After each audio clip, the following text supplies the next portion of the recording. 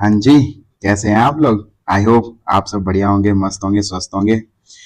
आज हम लोग क्लास 10 साइंस का एक इम्पोर्टेंट चैप्टर और बहुत इजी चैप्टर अवर एनवायरनमेंट स्टार्ट करने वाले हैं। इस अवर एनवायरनमेंट चैप्टर को हम बिल्कुल भी मिस नहीं कर सकते, क्योंकि इसमें से 5 नंबर का बोर्ड एग्जाम्स में पूछा जाता है और 5 नंबर बहुत ही क्रूशियल रोल प्ले करते हैं हमारे लिए, और हम बिल्कुल इनको गवा नहीं सकते।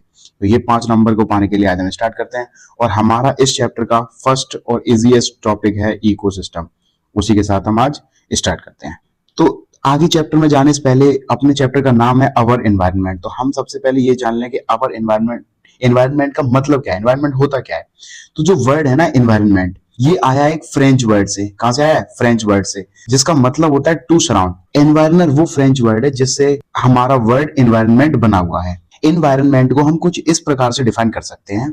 क्या बोला है कि एवरीथिंग विच सराउंड्स अस, जितनी भी चीजें हमें अपने आसपास दिखा रही हैं, चाहे वो लिविंग हो और या फिर नॉन लिविंग हो, उन सभी को हम क्या कहते हैं? एनवायरनमेंट के अंदर कंसीडर करते हैं। अब जो वर्ड लिविंग है ना, इसके लिए हम इस चैप्टर में वर्ड यूज करेंगे बायोटिक, या फिर कहते हैं कि हमारी साइंस और बायोलॉजी यूज करती है वर्ड बायोटिक, जिसमें सारी लिविंग चीज आती हैं, जैसे कि एनिमल्स और प्लांट्स। ऐसे अबायोटिक में आती हैं सारी नॉन लिविंग थिंग्स, जैसे कि एयर, वाटर, सॉइल, ये सारी चीजें। वहीं एक फैक्ट हमें याद होना चाहिए और हमें पता भी होना चाहिए कि जो हमारा वर्ल्ड एनवायरनमेंट डे होता है ना, वो 5 जून को सेलिब्रेट किया जाता है। अब हम बढ़ते हैं इस चैप्टर में अपने पहले टॉपिक इकोसिस्टम की तरफ। सबसे इंपॉर्टेंट जो टॉपिक है, सब फर्स्ट जो टॉपिक है ना, वो इकोसिस्टम है और सबसे इजीएस्ट टॉपिक भी है। तो इसको समझते हैं। इकोसिस्टम होता क्या है? All the interacting organisms in an area together with non-living constituent in the environment form an ecosystem। जितनी भी चीजें हमें अपने आसपास दिखाई दे रही हैं, जितने भी इंटरेक्टिंग ऑर्गेनिजम्स दिखाई दे रही हैं, वो नॉन लिविंग थिंग्स के साथ इंटरेक्ट कर रही हैं, ऐसा कोई भी एरिया, कोई भी ऐसी जगह इकोसिस्टम कहलाती है।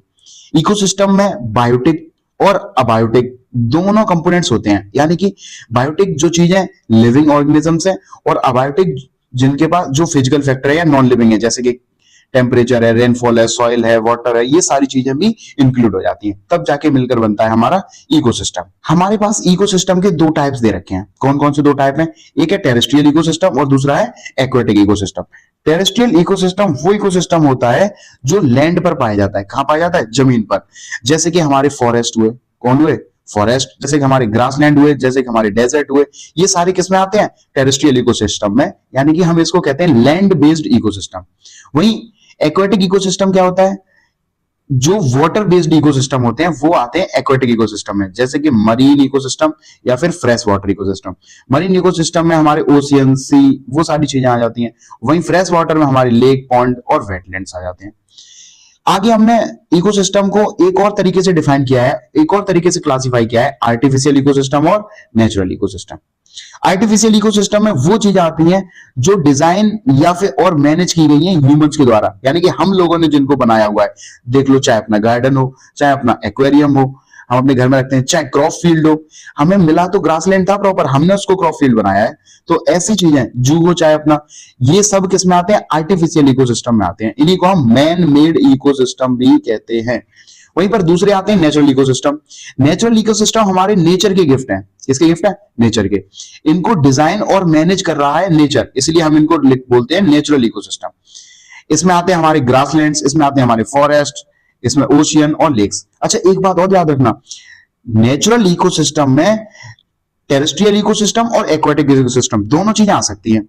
जैसे कि हमारा जो फॉरेस्ट है, वो नेचुरल इकोसिस्टम में आता है, वो टेरेस्ट्रियल इकोसिस्टम में आ सकता है। वहीं लेक हमारी जो नेचुरल इकोसिस्टम में आती है, वो एक्वेटिक इकोसिस्टम में आ सकता है। तो ऐसा जरूरी नहीं है, टेरेस्ट्रियल और एक्वेटिक अलग अलग हैं, दोनों मिलकर नेचुरल में भी आ सकते हैं और दोनों मिलकर आर्टिफिशियल में भी आ सकते हैं। जो लैंड बेस्ड चीजें होंगी उनको हम टेरेस्ट्रियल में रखेंगे, और जो वाटर बेस्ड चीजें होंगी, वाटर बेस्ड इकोसिस्टम होंगे, उनको हम एक्वेटिक में रखेंगे। वहीं आर्टिफिशियल और नेचुरल अलग तरीके से डिफाइन किया जाता है। अब आता है हमारे पास इकोसिस्टम के कंपोनेंट्स। कंपोनेंट्स क्या होता है? कंपोनेंट्स वो चीजें होती हैं जिनसे मिलकर कुछ बनता है। तो अपना इकोसिस्टम बायोटिक और अबायोटिक दो फैक्टर से मिलकर बना हुआ है। बायोटिक सारे लिविंग ऑर्गेनिजम्स आते हैं इस बायोटिक कंपोनेंट के अंदर, जैसे कि अपने प्लांट्स, जैसे एनिमल, फंगई, बैक्टीरिया। वहीं अबायोटिक में आते हैं सारे नॉन लिविंग और फिजिकल फैक्टर, केमिकल फैक्टर, जैसे कि अपनी सनलाइट है, एयर है, वाटर है, टेम्परेचर है, सॉइल एंड मिनरल्स। ये सारी चीजें आती हैं अबायोटिक में। बायोटिक फैक्टर्स तीन तरीके से मेनली डिफाइन किए गए हैं। पहला प्रोड्यूसर, दूसरा कंज्यूमर और तीसरा डिकम्पोजर्स। प्रोड्यूसर वो होते हैं जो सनलाइट की प्रेजेंस में फोटोसिंथेसिस प्रोसेस से क्या कर देते हैं, अपना खाना खुद बना देते हैं। वो उसमें सबसे मेन आती है अपनी ग्रास। वहीं कंज्यूमर्स कौन होते हैं? कंज्यूमर्स वो बायोटिक फैक्टर हैं जो इन पर डिपेंड रहते हैं। ये फर्दर कई तरीके से क्लासिफाई होते हैं, जैसे कि हर्बीवोरस है, अपना कार्निवोरस है, ओमनीवोरस है। कंज्यूमर्स अपना खाना खुद नहीं बनाते, ये ऑब्टेन करते हैं दूसरे कंज्यूमर पर या फिर प्रोड्यूसर पर। वहीं डिकम्पोजर्स अपने बायोटिक के तीसरे और इंपोर्टेंट फैक्टर हैं। ये हमारे इकोसिस्टम में एक बहुत इंपोर्टेंट रोल प्ले करते हैं और हमारे इकोसिस्टम को क्लीन रखने में हेल्प करते हैं। कैसे? डेड ऑर्गेनिक मैटर को डिके करके, रिसाइकल करके न्यूट्रिएंट्स को वापस से हमारे एनवायरनमेंट में ये काम करते हैं। इसमें कुछ इंसेक्ट्स जैसे कि बीटल और वर्म आते हैं। वहीं पर हमारे जो कंज्यूमर्स हैं उन्हें हमने तीन और तरीके से डिफाइन किया गया है।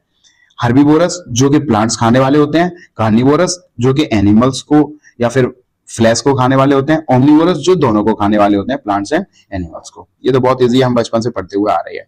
इसी के साथ अपना इकोसिस्टम टॉपिक खत्म होता है और अपने पास है दो इंपोर्टेंट एमसीक्यू। इनको हम करेंगे होमवर्क में और याद से इसका आंसर कमेंट में आप जरूर बताएंगे।